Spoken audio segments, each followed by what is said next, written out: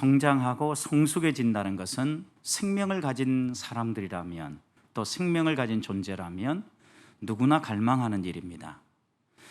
여러분, 우리도 이 땅에서 살아가면서 오늘 주님이 키가 자라고 또 그 다음에 지혜가 자라면서 하나님에게도 사랑을 받고 사람에게도 사랑을 받는 이런 삶, 하나님께도 인정받고 사람에게도 인정받는 삶, 우리 모두가 갈망하는 삶 아닙니까? 아이들도 생각해 보십시오. 태어나서 자라갈 때 자기 스스로 뭔가를 할 수 있고 뭔가를 꿈꿔볼 수 있을 때 아이들이 제일 먼저 꿈꾸는 것은 엄마를 보면서, 아빠를 보면서 나도 엄마처럼 되고 싶다, 아빠처럼 되고 싶다, 어른이 되고 싶은 꿈을 꾼다는 겁니다. 그런데 아이들이 요즘은 빨리 성장한다라고들 이야기합니다. 아마도 간접 경험을 많이 하는 것 같습니다. 많이 보기 때문에, 보는 걸 통하여서 이렇게 하는 거구나 라고 자라가는 거죠. 그런데 마음속에 생각이라든가 행동은 그것에 따라가지 못하기 때문에 말하는 것은 어른스러워 보일지 몰라도 행동하는 것은 아이 같은 모습들이 그대로 드러나죠. 여러분, 이런 걸 보면서 우리는 아이가 아이답게 자라가는 것이 아니라 애 늙은이처럼 자라간다, 이렇게 이야기를 하지요. 뭔가 불균형이 이루어지고 있는 거죠. 그런데 오늘 예수님의 모습 속에는 키도 자라고 지혜도 자라고 하나님께도 사랑받고 사람에게도 사랑받고 균형을 이루고 있지 않습니까? 지금 저희가 성숙에 대하여서 고민을 하고 어떻게 하면 그리스도인이 건강하게 자라갈 수 있을까 마음속에 품는데, 오늘 말씀을 통하여서 하나님께서 우리에게 교훈하시는 성숙, 성장은 키가 자라고 지혜가 자라고 하나님께 사랑받고 사람에게 사랑받고 균형 있는 성숙, 균형이 있는 성장을 꿈꿔라 라고 말씀하고 있다는 거죠. 에베소서에서 바울은 우리에게 이 성장의 목표까지를 얘기해 주는데, 에베소서 4장 13절 말씀 보면 그리스도의 장성한 분량까지 이렇게 이야기를 하죠. 그러니까 우리가 지혜가 자라고 키가 자라는데 어느 목표를 설정하고 자라가야 될 건가? 그것에 대해서 바울 사도는 예수님이다, 예수님이 가장 좋은 모델이다, 그런데 예수님의 풍성함을 그대로 본받을 수 있도록 그리스도의 장성한 분량까지 이렇게 이야기하므로, 우리가 꿈꾸는 것은 예수님이 가장 풍성한 삶을 사시는 것을 보여주신 것처럼 우리들도 예수님을 본받아서 풍성한 삶을 살라고 당부하고 있는 겁니다. 그런데 재미있게도 에베소서 4장 13절 이하의 14절 15절 말씀을 보면 그리스도의 장성한 분량을 무엇에 비유하냐면 온전한 사람과 어린아이에 비유해요.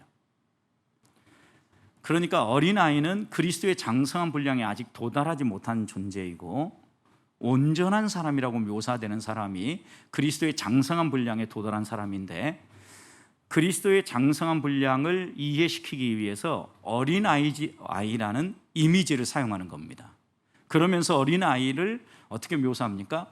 어린아이를 흔들리는 존재로 묘사를 해요. 무엇에 흔들립니까?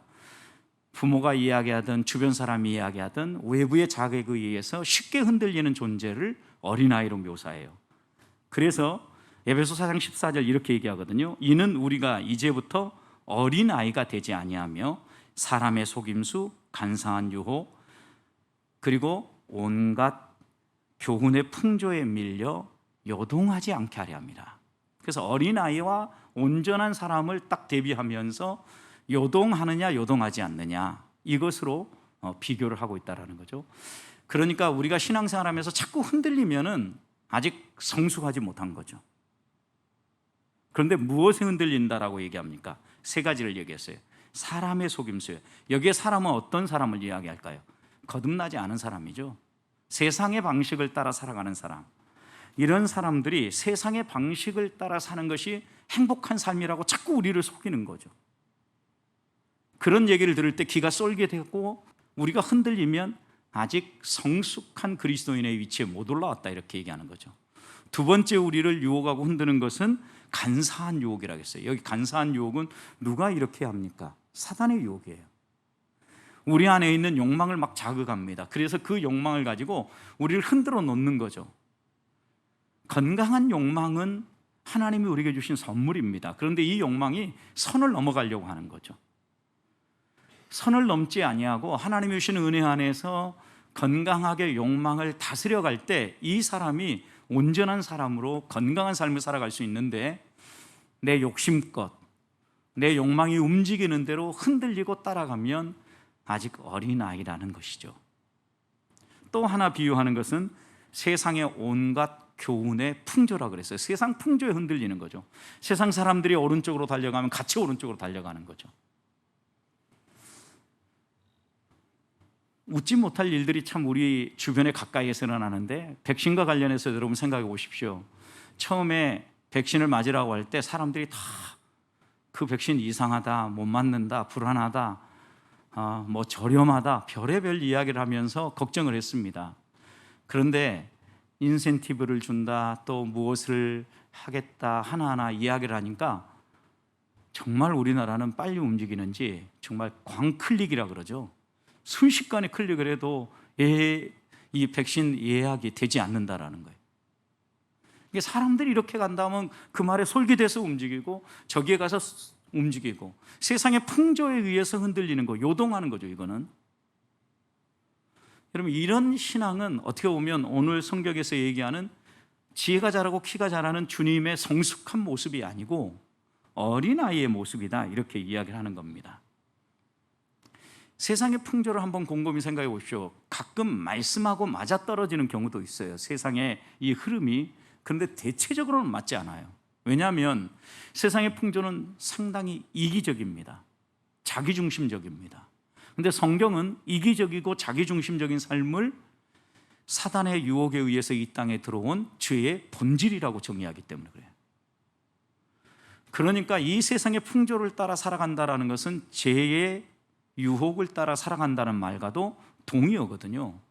그러니까 이것에 자꾸 흔들리면 우리가 건강한 신앙생활을 하지 못하는 거죠. 그래서 하나님은 오늘 우리들에게 가능하면 이런 유혹에 흔들리지 않는 하나님의 사람으로 살라는 거죠. 그러면서 함께 읽었던 말씀처럼 지혜가 자라고 키가 자란 주님처럼 너희도 신앙생활하라 라고 요청하고 있는 겁니다. 우리의 가장 좋은 모델은 주님입니다. 그런데 우리는 주님을 모델을 삼고 신앙생활 해야 된다는 걸 너무 잘 압니다. 그런데 이렇게 신앙생활 하려고 할 때마다 우리의 표현 가운데 이런 표현을 많이 합니다. 예수님이니까 가능했고 나는 안 되는 것 같아. 그렇다면 우리는 이렇게 질문을 던져봐야 됩니다.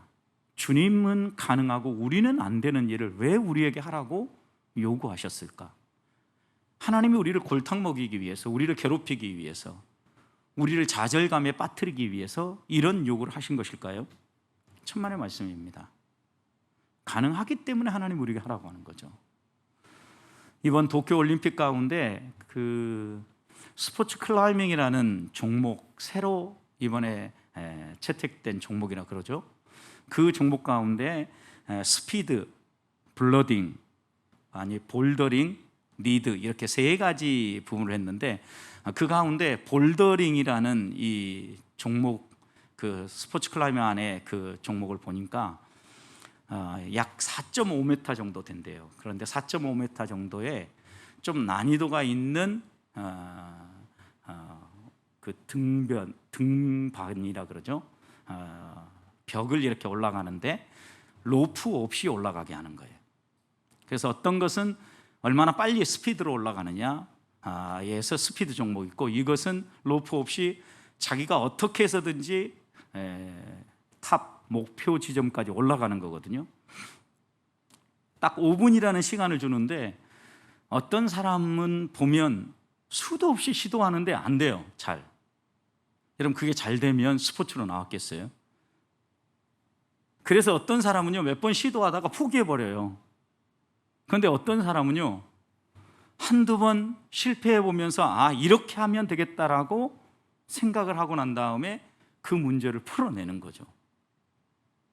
그걸 보면서 저도 얼른 생각하기에 주님이 우리에게 요구하시는 신앙의 여러 훈련이라든가 신앙의 어떤 목표, 과제가 인간의 관점에서 얼른 볼 때에는 이렇게 도저히 풀 수 없는 문제처럼 보여요. 야, 저건 다 떨어지지, 안 되지, 이렇게 생각하게 만든다는 거예요. 그런데 여러 번 시도해보고 실패를 통하여서 이렇게 하면 되겠다라는 지혜를 얻은 사람은요, 그 문제를 풀어낸다라는 거예요. 그리고 목표한 탑 지점까지 올라간다라는 거예요. 신앙생활에서도 하나님께서 우리에게 저절로 이루어지는 신앙의 성숙을 주신 게 아니에요. 마치 우리가 태어나서 맛있는 음식을 먹고 열심히 생활하다 보면 어른으로 성장한다고 해도 또 하나 그의 지혜, 마음이 자라지 않으면 어른스럽게 행동하지 못하지 않습니까? 그래서 우리가 뭘 하는 겁니까? 교육이라는 걸 하는 거죠. 여러분, 아이들 교육 처음 시킬 때 어떻습니까? 좋아라 하면서 교육받는 애들 얼마나 많습니까? 정말 손에 꼽는 몇 명 아이들이고요, 대부분 교육이라면 아이들이 싫어하죠. 나중에 동기부여가 되고 이것이 왜 필요한지 아니까 그 다음에 교육을 받는 것이죠. 그런데 이런 교육을 통하여서 어른스러워지고 사회의 한 구성원으로서 살아갈 삶의 지혜를 배우는 거 아니겠습니까? 신앙생활도 마찬가지. 우리가 거듭났으니까 자연스럽게 성숙하게 해주면 좋을 텐데, 우리 주님은 우리가 예수 그리스도를 만나고 거듭났다고 해서 그냥 저절로 성숙해지도록 두지 않았다라는 거예요. 우리 앞에 펼쳐지는 일들을 만나면서 하나님의 뜻은 무엇일까? 하나님은 어떻게 살기를 원하실까? 이렇게 물으면서 하나하나 깨달으면서 배우면서 우리들이 성장해 가도록, 성숙해 가도록 부르셨다는 사실입니다. 그런 점에서의 성숙은요, 저절로 이루어지지 않습니다. 하나님 앞에서 우리가 어렵다라고 생각하면 변화와 성숙은 멀어질 수밖에 없습니다. 그래서 중요한 것은 하나님을 신뢰하는 것입니다. 하나님이 우리에게 이 길을 열어주셨고, 이 훈련의 과정을 통해서 나를 다듬을 뿐만 아니라 나의 몸과 영을 성숙시키고자 하신다라는 믿음이 있어야 합니다. 그래야 하나님이 부르실 때, 하나님이 내게 이런 깨달음을 주실 때, 어떤 감동을 주실 때 포기하지 않고 그 길을 끝까지 갈 수 있습니다. 내게 어떤 유익이 있어서가 아닙니다. 하나님이 우리에게 말씀하시면 그 길을 믿음으로 걸어갈 때 한 걸음 한 걸음 승리할 수 있습니다. 그래서 우리 주님이 이 땅에 육체를 입고 오신 이유를 히브리서 저자는 히브리서 4장 14절, 15절, 16절에서 우리를 동정하기 위해서 우리 주님이 미리 그 길을 걸으셨다. 다른 말로 표현하면 우리가 이 성숙의 길을 걸어갈 때, 지치고 힘들어서 쓰러질 때 우리를 붙잡아서 일으켜주기 위해서 우리와 같은 인간의 몸을 입고 이 땅에 오셔서 그 길을 걸으셨다라고 말씀하시는 거죠. 그러면서 우리에게 분명히 얘기해요. 너희가 이제까지 믿고 있는 그 믿음의 돌이 굳게 잡아라. 또 한 가지, 힘들고 어려울 때마다 은혜의 보좌 앞으로 나와서 기도해라. 여러분, 우리에게 두 가지를 당부한 거예요. 하나님 도와줄 수 있다. 그러니까 너희가 붙잡고 있는 믿음의 도리를 끝까지 붙잡고 흔들리지 말고 걸어가라. 그 다음, 힘들 때마다 내 앞으로 나와서 기도해라. 여러분, 주님은 우리에게 다양한 말씀들을 통해서 우리가 어떻게 성숙을 향하여 나아갈 수 있는지를 분명하게 교훈하고 있는 겁니다. 저는 이 밤 우리들이 먼저 아무리 지치고 어려운 문제처럼 보이는 난제를 만났다 할지라도 신실하신 하나님을 신뢰하고 포기하지 아니하고 하늘의 은혜를 구하며 성숙과 변화를 향하여 나아가는 신앙생활을 하시기를 주님의 이름으로 축복합니다. 두 번째, 그렇다면 이제 어떤 은혜를 구해야 되겠습니까? 날마다 나한테 나와서 구해라, 필요한 것을 그랬는데, 우리가 구해야 될 은혜는요, 오늘 본문에 있는 바로 이 주님이 보여주신 은혜예요. 지혜가 자라고 키가 자라는 은혜예요. 하나님 앞에서 우리가 구할 때 지혜도 자라게 해주시고 키도 자라게 해주십시오. 그러면 지혜도 자라고 키가 자랐다는 의미가 무엇입니까? 오늘 읽었던 본문 조금만 앞에 보십시오. 40절. 예수님의 어린 시절을 묘사하면서 또 이렇게 묘사했어요. 아기가 자라며 강하여지고 지혜가 충만하여 하나님의 은혜가 그 위에 있었다 그랬어요. 아기가 자라고 강해지요. 이것은 육체적 성장을 이야기하는 거죠. 근데 또 하나 여기에다가 지혜가 충만했다. 그런데 이것과 지혜가 충만한 것과 연결해서 표현하는 한 표현이 더 있는데 하나님의 은혜가 그 위에 있었다 그래요. 여러분, 육체가 자라고 하나님의 은혜가 흘러넘치는 지혜로운 삶, 이게 뭐예요? 영이 살아 숨쉬고 영이 움직이는 삶이죠. 그러니까 육체가 자라고 영이 자란다라는 것은 육과 영이 균형을 잡히게 성장하는 것을 이야기하는 거거든요. 여러분, 지혜가 무엇입니까? 성경에서 지혜는요, 하나님을 경외함으로부터 나온다. 왜 하나님을 경외함으로부터 나온다고 성경은 지혜를 이야기할까요? 이 우주 만물을 창조하고 이 세상에 질서를 부여하신 분이 하나님이잖아요. 그러니까 이 세상에서 우리가 살아갈 때 어떻게 사는 것이 행복한 삶인가를 배울 수 있는 비결은요, 이 세상을 창조하고 이 세상을 움직여 가시는 하나님께 배우는 게 가장 확실한 방법이죠. 여러분, 만약에 제가 자동차를 수리하는 기술을 배운다고 가정해 봅시다. 그러면 이 기술을 가장 잘 배울 수 있는 곳이 어디겠습니까? 이 자동차를 어떻게 만들었는지를 알고 가르쳐 주는 곳이죠. 이런 순서에 의해서 만들어졌고 이런 반응이 나오면 어디에 문제가 있으니까 이것부터 점검하십시오. 이렇게 가르쳐 줄 수 있는 것이죠.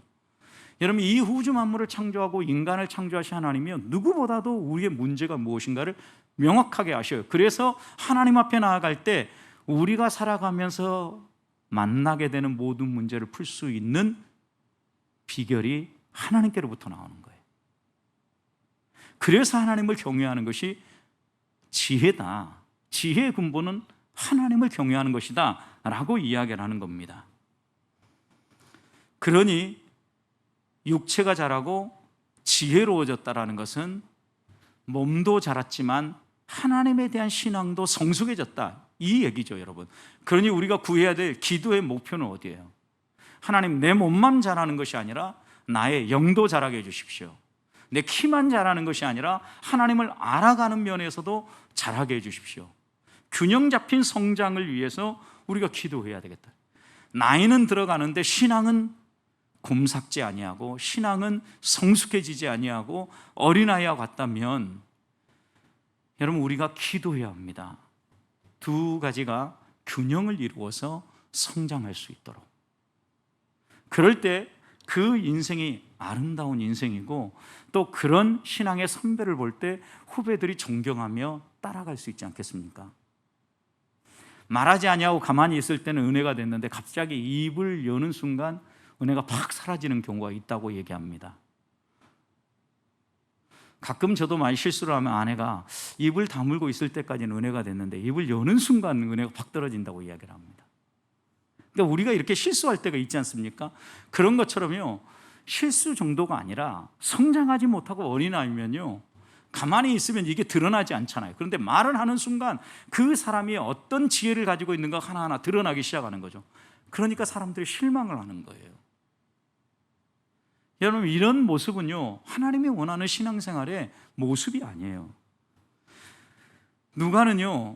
누가복음을 쓰면서 지혜와 육체, 곧 영과 육이 균형 있게 자라야 된다는 것을요, 여러 면에서 증거하는데 예수님보다 6개월 전에 태어났던 세례 요한을 묘사할 때도 이렇게 묘사했어요.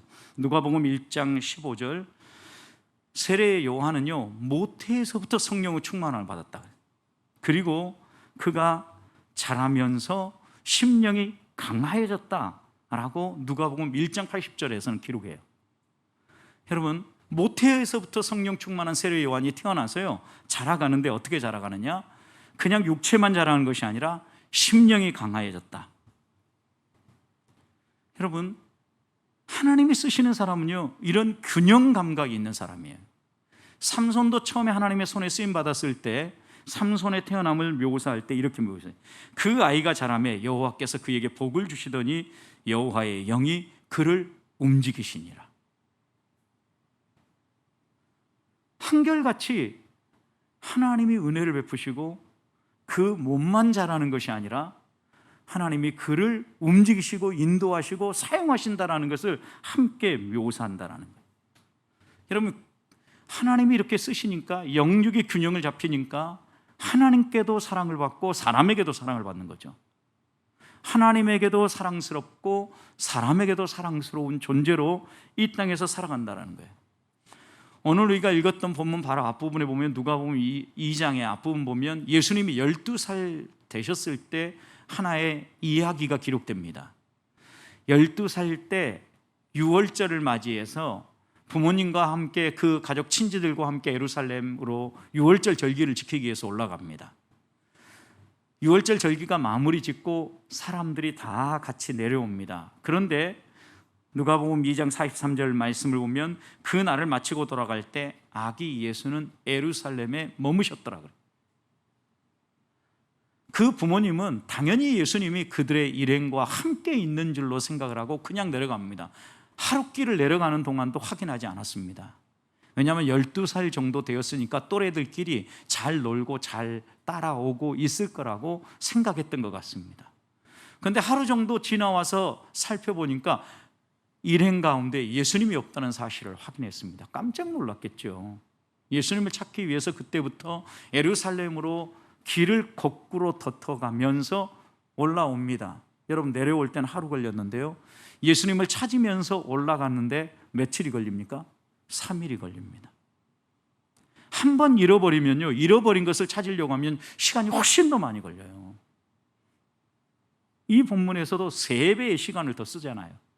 그리고 나서 예수님을 찾은 곳이 어디예요? 성전이었어요.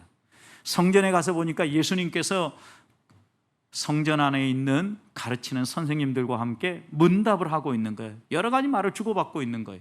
그런데 이 문답을 하는 모습을 주변 사람들이 지켜보고 있었는데 그 지켜본 반응을 이렇게 기록합니다. 누가복음 2장 47절, 듣는 자가 다 그의 지혜와 대답을 놀랍게 여기더라.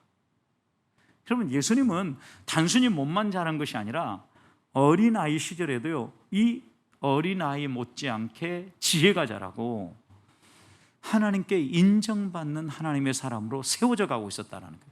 그런데 하나님께만 인정받은 게 아니라 사람들이 놀랬어요. 그의 대답을 보면서 사람에게도 인정받은 거죠.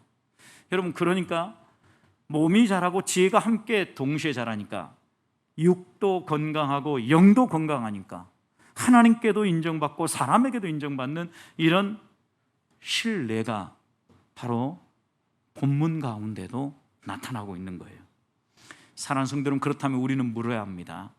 나는 균형 있게 성장하고 있는가? 내 스스로에게 물어봅시다.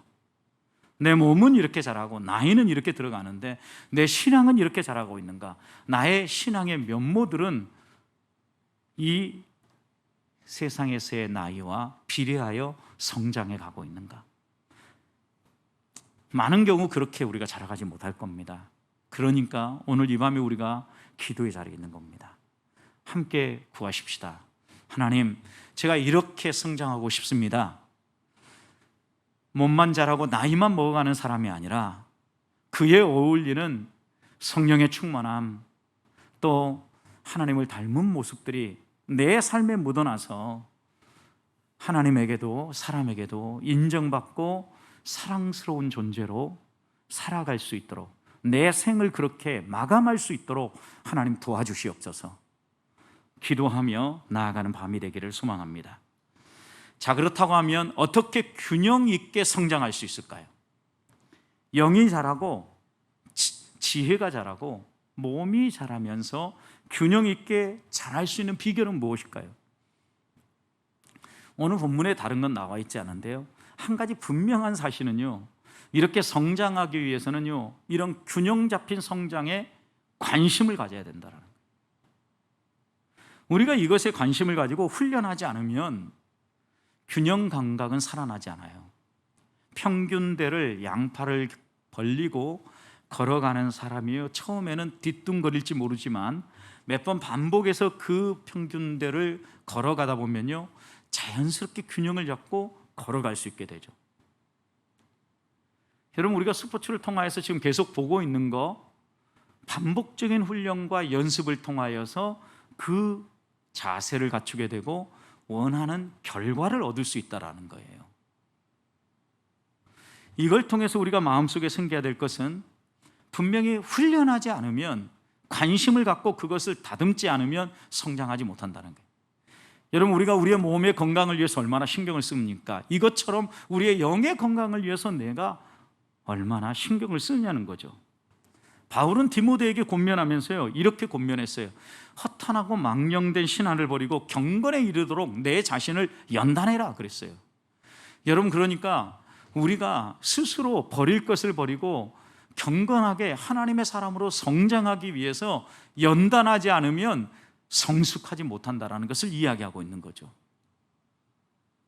그러면서 이렇게 얘기했어요. 육체의 연단은 약간의 유익이 있다.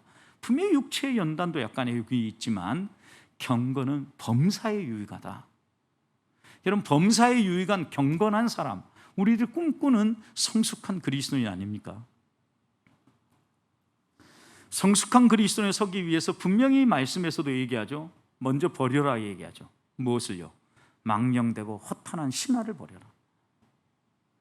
세상에 같이 거짓말을 해서 내가 원하는 걸 얻으려고 하는 것, 그리고 사람들이요, 하나님을 믿으려고 하면 금욕적으로 살아야 되니까 야, 결혼도 하지 말아라. 그 다음에 너가 좋아하는 음식 막 먹으면 그렇게 허랑방탕하게 사는 거야, 막 이러면서 디모데에게 그 당시에 여러 사람들이 이야기를 하는 거예요. 이런 허탄한 이야기들에 흔들리지 말라는 거예요. 제대로 안 배우면 흔들리는 거죠. 그리고 두 번째, 분명하게 교훈하는 것은요, 이 디모데 전서 4장을 통하여서요, 말씀과 기도에 집중해야 된다. 4장 5절 이렇게 했어요. 하나님의 말씀과 기도로 거룩해진다. 여러분, 경건의 훈련이 뭐예요? 거룩해지는 훈련이잖아요. 그런데 어떻게 거룩해질 수 있다고요? 말씀과 기도로. 그래서 바울은 디모데에게 내가 너에게 갈 때까지 너는 읽는 것, 무엇을 읽는 거예요? 하나님 말씀이죠. 그 다음에 하나님의 말씀을 권하는 것, 권면하는 것. 그 다음 세 번째, 말씀을 가르치는 것. 여기에 전념해라. 말씀을 열심히 읽고 말씀을 열심히 배우고 그것을 깨달아서 바르게 가르쳐라. 여러분, 그러므로 우리가 거룩에 이를 수 있고 망령되고 허탄한 신화를 버린 성숙한 하나님의 사람, 경건에 도달할 수 있다라고 말씀하는 거예요. 모든 일에 전심전력하면서 신앙의 훈련들을 하나하나 해가라고 하는데 적절하게 타협하고 있지는 않은지 우리는 한번 점검해 봐야 합니다. 분명히 디모데가 나이가 어렸죠. 그러니까 사람들이 어리다고 무시할 수 있고 업신여길 수 있었기 때문에 너가 배우고 또 열심히 훈련한 것들에 대해서 전심전력을 해서 믿는 자의 본이 되어라, 이렇게 권하거든요.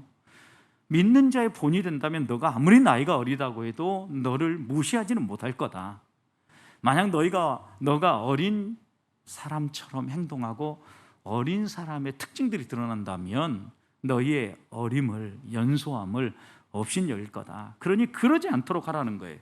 그러면서 부탁하는 것이요, 너의 연소함을 업신여기지 못하도록 다듬으라고 하는데 말과 행실과 사랑과 믿음과 정절에 있어서 믿는 자의 본이 되라는, 말하는 것, 행동하는 것, 그리고 본을 보이면서 사랑을 하는 것, 하나님을 믿는 믿음에 있어서, 그리고 이 세상 유혹에 흔들리지 않는 정절에 대해서 본이 되라.